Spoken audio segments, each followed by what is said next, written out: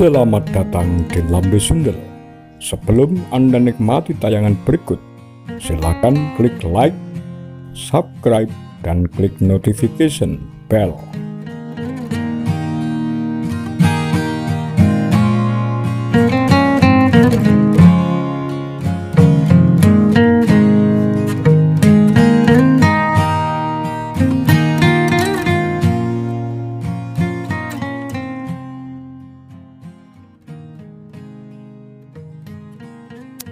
Naasnya organisasi-organisasi underbau PKI.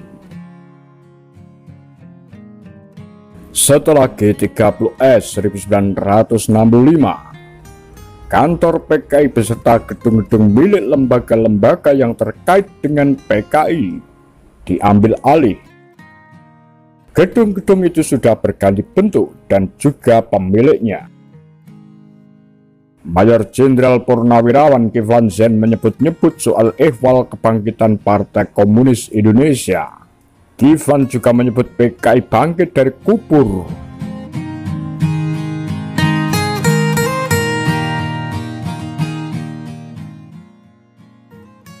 Setelah gerakan 30 September 1965,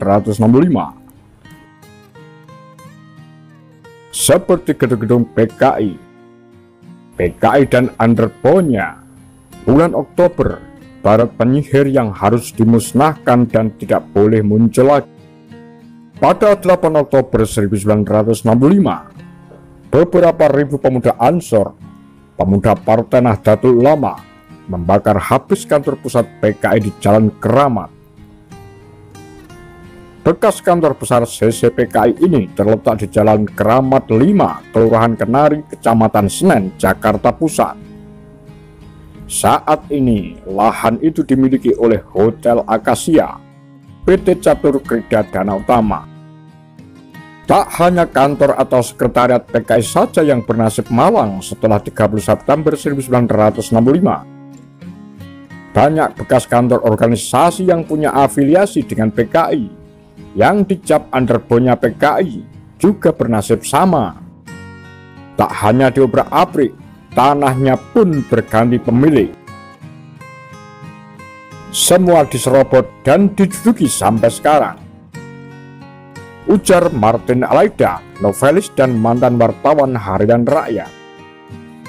Selain kantor PKI, kantor Pemuda Rakyat, PR, juga diserang.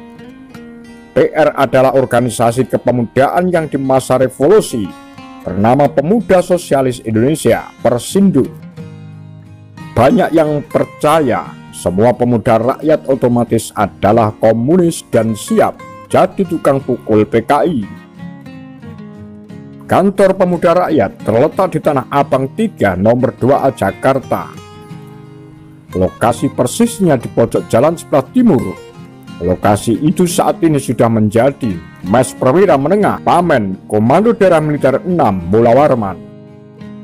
Dalam serangan 8 Oktober 1965 ke kantor Pemuda Rakyat di Jalan Tanah Abang 3, Suhoki turut menggabungkan diri dengan massa PN yang mengendarai pick-up terbuka dan mengobrak-abrik seluruh peralatan yang berada di kantor.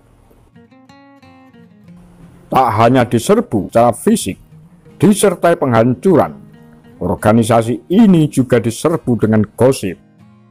Pavilion kantor pusat pimpinan Pemuda Rakyat di Jalan Tanah Abang 3 Jakarta adalah sarang pelacur.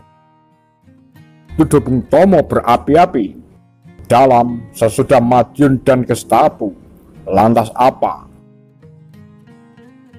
Bukan hanya Pemuda Rakyat, organisasi wanita underbau PKI bernama Gerakan Wanita Indonesia Gerwani yang selama Orde Baru dicap mesum. Organisasi kewanitaan ini dituduh bersama pemuda rakyat melakukan ritual seks sambil menyiksa para jenderal di lubang buaya. Organisasi ini juga dicap pengumpul pelacur. Gerwani juga dikaitkan dengan pelacur-pelacur di sekitar Kramat Tunggak, Tanjung Priok. Ternyata yang melayani tamu-tamu di rumah pelacuran Tanjung Priok adalah anggota-anggota Gerwani. Tuduh Bung Tomo. Padahal organisasi ini beranggotakan perempuan yang hebat-hebat. Salah satunya Salawati Daud yang di tahun 50-an ikut serta membujuk para pemberontak di Sulawesi Selatan dan Maluku agar pergolakan daerah tidak memakan korban. Menurut Amurwani Dwi Lestariningsih dalam Gerwani, kisah tahanan politik wanita di Kamp Lantungan. Kantor Gerwani terletak di Jalan Matraman nomor 51 Jakarta. Letaknya di seberang jalan toko buku Gramedia Matraman. Alamat itu sekarang menjadi rumah makan Padang sederhana. Martin Alaida membenarkan jika areal rumah makan itu dulunya kantor Gerwani. Bicara soal tempat kerjanya dulu, Harian Rakyat, Martin masih tentu juga mengingat surat kabar ini dianggap sebagai corong PKI. Moto surat kabar ini adalah untuk rakyat hanya ada satu harian, Harian Rakyat. Tentu saja sejarah Harian Rakyat kini tidak berjejak lagi.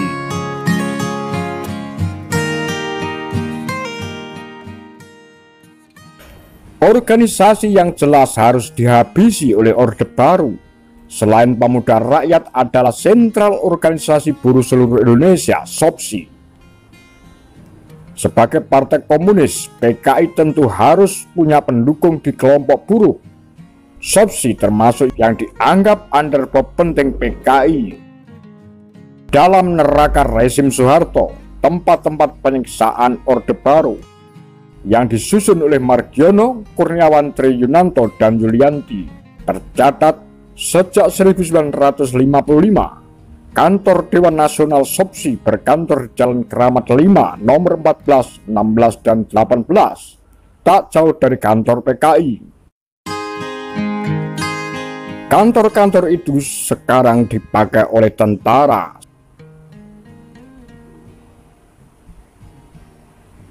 Setelah G30S digagalkan, SOPSI juga menjadi sasaran. Di Jakarta, masa PII dan Pemuda Pancasila menghancurkan gedung SOPSI.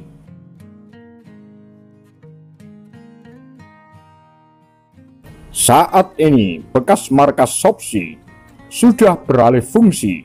Di Jalan Keramat 5 nomor 14 tersebut berdiri Musola Al-Hikmah. Di Jalan Keramat 5 nomor 18A saat ini telah menjadi Komisariat Partai Katolik Jakarta dan juga menjadi Sekretariat Pengurus Pusat dan Perwakilan DKI Jakarta dari Yayasan Kasimo. Sebagai lembaga kebudayaan yang dekat dengan PKI, Lembaga Kebudayaan Rakyat Lega pun kena rampas.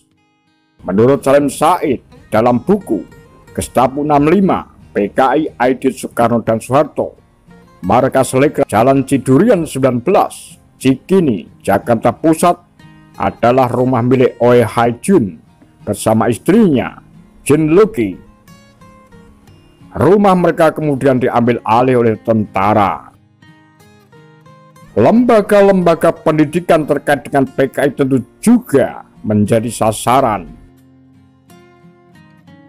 Menurut Daniel Dakidai dalam Cendekiawan dan Kekuasaan dalam Negara Orde Baru, lembaga-lembaga itu antara lain Akademi Ilmu Politik Bakharudin, Akademi Teknik Insinyur Anwari, Akademi Jurnalistik Dr. Rifai, Akademi Sastra Multatuli, Akademi Ilmu Ekonomi Dr. Ratulangi, Akademi Ilmu Sejarah Ronggo Warsito, Universitas Rakyat Indonesia, Universitas Respublika, Akademi Ilmu Sosial Ali Arham, Sekolah Pertanian EGOM, dan lain sebagainya, yang ditutup Brigadir Jenderal Dr. Syarif Tayyip berdasarkan surat keputusan Menteri PTIP nomor 1 /Dar tahun 1965.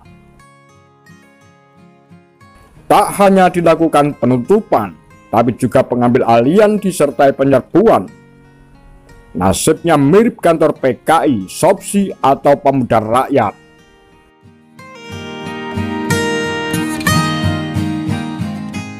Sementara itu, Universitas Respublika menjadi Universitas Trisakti. Terkait peristiwa G30S, lubang buaya tentu yang paling sering disebut, karena disitulah pembunuhan para perwira terjadi.